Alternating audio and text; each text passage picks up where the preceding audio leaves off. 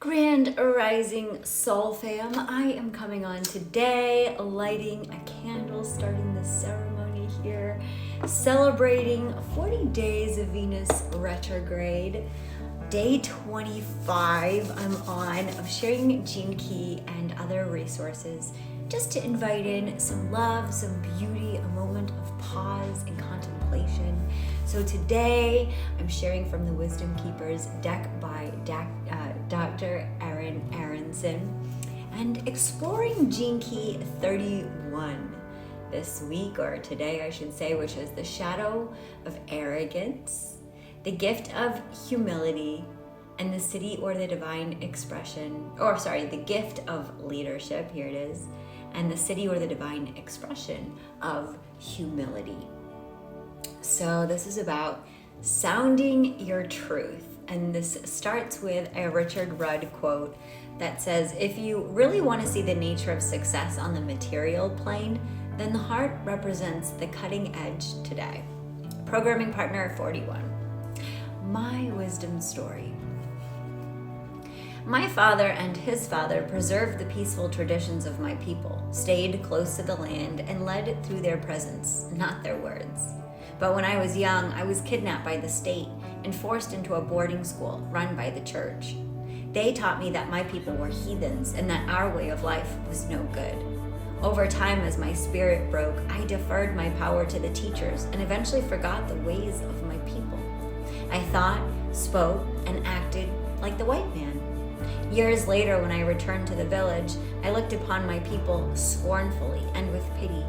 I arrogantly believed that if they wanted to survive and put an end to their suffering, they needed to drop the old ways and join the rest of the world. I addressed my people, infusing my speech with feigned humility and native phrases. I spun a tale of future promise and prosperity, if only they would follow me. As I spoke, I felt confident and special. My father and grandfather just sat in silence. When it came time for my people to follow me out of the reservation and into the future, no one moved. Instead, they looked to my father and grandfather for guidance. Two men who had no interest in arguing or imposing their agenda on anyone. As my grandfather spoke on behalf of the community in simple yet potent words, I was hit by a deluge of pain and humility. I hadn't scratched the surface of my people's reality or my own suffering. Why on earth would they want to follow me?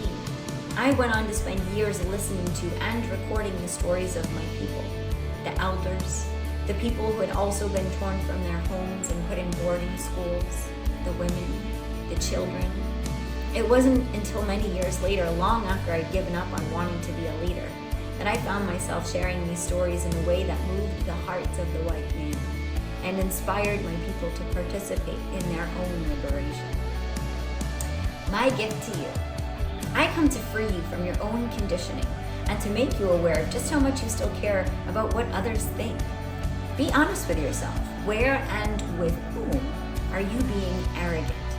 How are you still spinning the truth in order to be admired, respected, or gain more power? It's through wisening up to these tendencies, no matter how subtle, that your true capacity for leadership is born.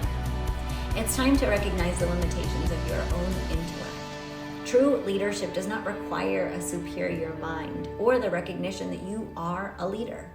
It doesn't require that you always know what you're going to say. It's not even about finding and projecting your own voice. It's about listening deeply to others and using your voice to represent theirs. No matter what you do, whether you're speaking, writing, or creating, do it with humility and heart. Questions for contemplation. Do you ever put yourself down to avoid seeming arrogant? Do you ever defer your power to others? Do you ever find yourself being arrogant? In what situations? And what feelings are underneath the arrogance? In what areas of your life are you a leader? Have you ever been able to represent others by listening deeply and giving them a voice? you lead in the spirit of humility and service? This is a fun one. Think of a leader in your life or in the world for whom you have great respect. What qualities do you most appreciate in this leader? What is one thing you can do today to be more like this person? And this gets to be anything that comes up for you. When you think of leadership, I love Audrey Hepburn. I love the grace that she always seemed to have in the biographies that I read about her. I love Princess Diana, the empathy that she had. I love some of the most beautiful leaders I've met are some of the most humble people. And I think that's what makes a really great leader, is being able to be humble and actually use the omniscience of listening with the heart body to the true needs of the environment by listening with every single cell on our body into the unseen realms and then responding rather than reacting to that thing. Sending you so much love. Namaste.